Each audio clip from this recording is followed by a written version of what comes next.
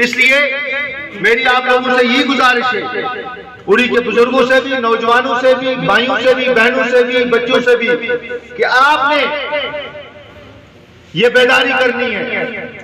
आज 70,000 से ज्यादा जो गवर्नमेंट आंकड़ा दे रहा है कि 70,000 से ज्यादा हमारे बच्चे कश्मीर में ड्रग एडिक्ट हो चुके हैं, हालांकि इससे रेंज ज्यादा होगी। 31% हमारी लड़कियां, औरतें इन्वॉल्व हो चुकी हैं ड्रग एडिक्शन में। जो कभी सिगरेट और बीड़ी कोई पीता था कमरे में, तो हमारी माएं, बहनें, औरतें कहा करती थी मेहरबानी करके कमरे से बाहर निकल जाओ। या कोई बस में कोई सिगरेट पीता था तो उसको बोलते थे सिगरेट बुझा दो। मैं उड़ी के लोगों का बहुत शुक्रगुजार हूँ जिनने बहुत अच्छा इस्तेमाल किया, बड़ा अच्छा फंक्शन किया हुआ था यहाँ पे। सबों को मैं मुबारक देता हूँ और इंशाल्लाह यहाँ एक फ्री मेडिकल कैंप रखेंगे जिसमें हम डॉक्टर लाएंगे उड़ी के पे यहाँ पे, ताकि यहाँ भी जो मेडिकल फैसिलिटी शहरों में है, जो दूसरी जगहों में है, यहाँ भी वो हो। और साथ साथ मैंने ये कहा, ये जो सीज फायर हो गया है, इसके लिए हम खैर मकदम करते हैं दोनों मुल्कों को, और ये होना चाहिए स्ट्रिक्टली, क्योंकि ये बॉर्डर के लोग ही जानते हैं क्या तबाही मचती है। और साथ साथ मैंने ये भी कहा क्योंकि ड्रग्स में ज़्यादा लोग मुलव्वस हो रहे हैं और नशे में मुलव्वस हो रहे हैं, बेरोजगारी भी एक वजह है। बेरोजगारी दूर करने के लिए रास्ते खोलने चाहिए। ये जो रोड बंद, यहाँ से जो ट्रेड हो रहा था, अगर कोई गड़बड़ किसी ने किया, सारी सोसाइटी को उसका ये हम नहीं जो जुर्म दे सकते, उसके सजा दे सकते हैं।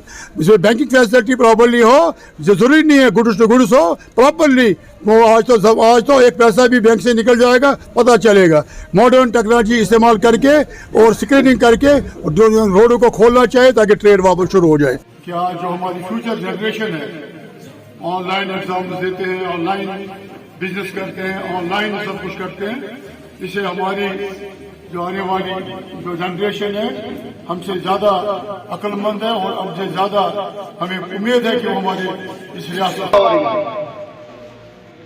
और हमें सबसे ज्यादा तशवीश इसलिए हो रही है कि हमारे उड़ी में भी अब ड्रग एडिक्शन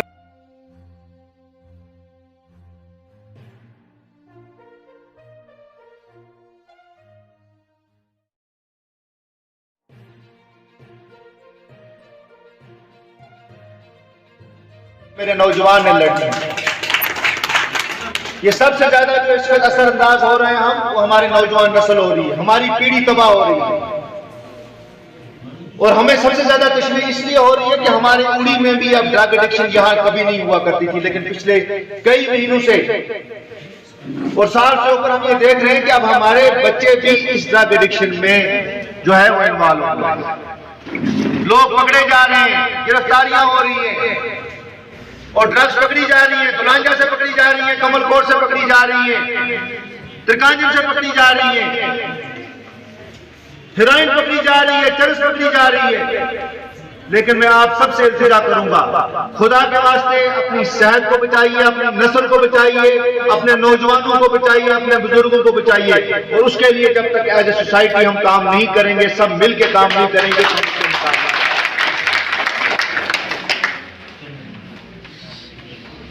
गुलशन, मैं आपको उड़ी की बात करता हूं, हमारा उड़ी बिल्कुल ड्रग फ्री था, लेकिन आज मुझे भी सबसे ज्यादा तशवीश है क्योंकि अगर ये सप्लाई यहां से जा रही है तो थोड़ी बहुत तो हमारे अंदर भी दाखिल हो रही है। हमने एडमिनिस्ट्रेशन से भी आगाह किया हुआ है, एडमिनिस्ट्रेशन को भी आगाह किया हुआ है, एडमिनिस्ट्रेशन भी अपनी जगह पे काम कर रही है, लेकिन एडमिनिस्ट्रेशन या अकेला एक आदमी नहीं कुछ कर सकता है, डॉक्टर सज्जाद अकेले नहीं कर सकते, मुबारक गुल साहब अकेले कुछ नहीं कर सकते हैं। जब तक सोसाइटी में हम लोग खुद इस बात को न समझें कि इससे हमारी जिंदगी तबाह हो सकती है, हमारी माशियत खत्म हो सकती है, हमारी किरदार खत्म हो सकता है, हमें खुद वी हैव टू से नो टू ड्रग्स। आज हमें ये प्लेज लेना है कि हमने कहना है वी हैव टू से नो टू ड्रग्स। हम नो टू ड्रग्स कहेंगे तो हमारी स्पेशली आने वाली ये नस्ल बचेगी, नहीं तो हमारी नस्ल नहीं बचेगी, हमारा नाम लेने वाला कोई इंसान नहीं होगा। इसलिए मेरी आप लोगों से यही गुजारिश है, उड़ी के बुजुर्गों से भी, नौजवानों से भी, भाइयों से भी, बहनों से भी, बच्चों से भी, कि आपने ये बेदारी करनी है। आज 71%